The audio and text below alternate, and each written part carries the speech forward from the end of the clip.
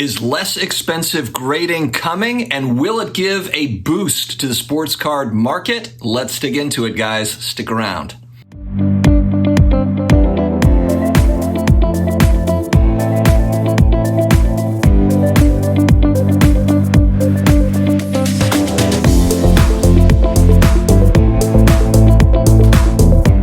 Hello to all my sports card collectors, investors, all of my collectibles friends. How are we doing? It is another day, another beautiful day. We have made it. Another sports card collectibles video. Thanks very much for joining me here today. If you want almost daily sports card collectibles content, you have come to the right place, my friends. Hit that subscribe button down below. Dead or alive, you're coming with me. Like it if you like it, and karate chop the notification bell. Don't actually karate chop it, but you know what I meant. Also connect with me on IG at SportsCardDad, and I'm also on the Twitter, the SportsCardDad. Before I get started, thank you for today's video sponsor, Card Shop Live. We have got a giveaway, my friends. 2 lucky winners will get $50 cash on Card Shop Live's app. This is going to run through next Thursday, so definitely go ahead and sign up. You just go through the link below. I'll have it in the video description as well as in the comments section. I'll pin it. Just put in your email, download the app, and you are in. This is the coolest thing I have ever seen.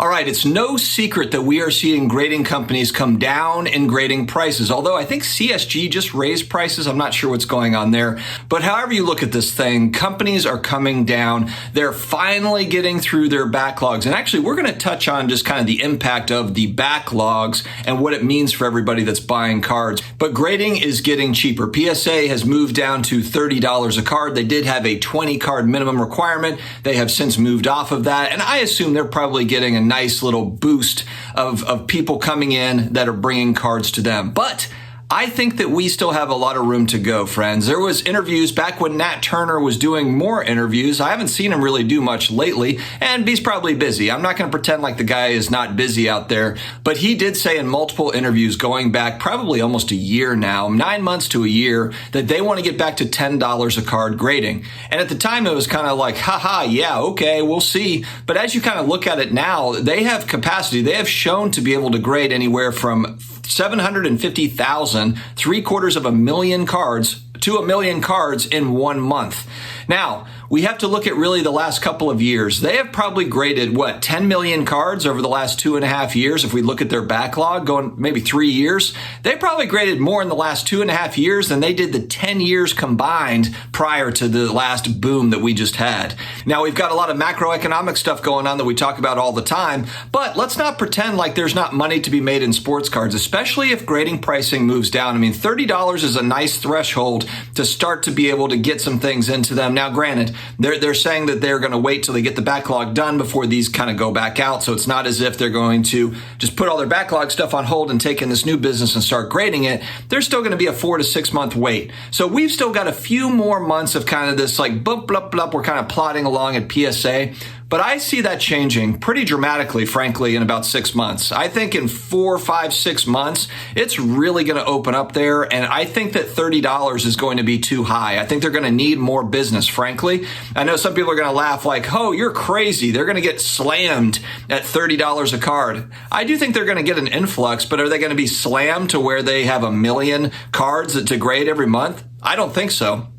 I think that they will have to get back down to $10 a card to keep everybody working at that pace. And granted, I could be very wrong. I could be completely wrong. I don't work inside that business. I don't work at a grading company and know all the ins and outs of it. But just the amount of graders they have, I know they have they said they have more than 100 graders now. And I think they had 30 or something before Nat Turner came on. So they have a lot of people ready to grade. They have a lot of hiring that they're doing. They have new offices opening. There's a lot of overhead there. And not to say there's going to be like $2 grading, but I just don't believe that $30 is where it ends. I think that it's going to come down off of that. And of course, that's going to open up opportunities for people that have historically, they bought raw, they've graded it, and they've sold it graded.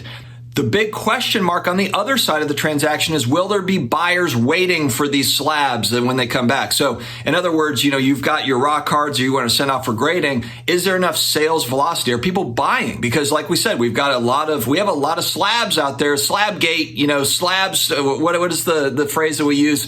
Slabageddon? I'm going to make up stuff now. Anyway, there's a lot of slabs out there in the world and there's more and more coming back. Are there enough buyers for that stuff? And the answer is probably yes, but at a certain price point. So people are going to have to get used to not doubling up, tripling their money, quadrupling their money, 10xing. Get 10x out of your head.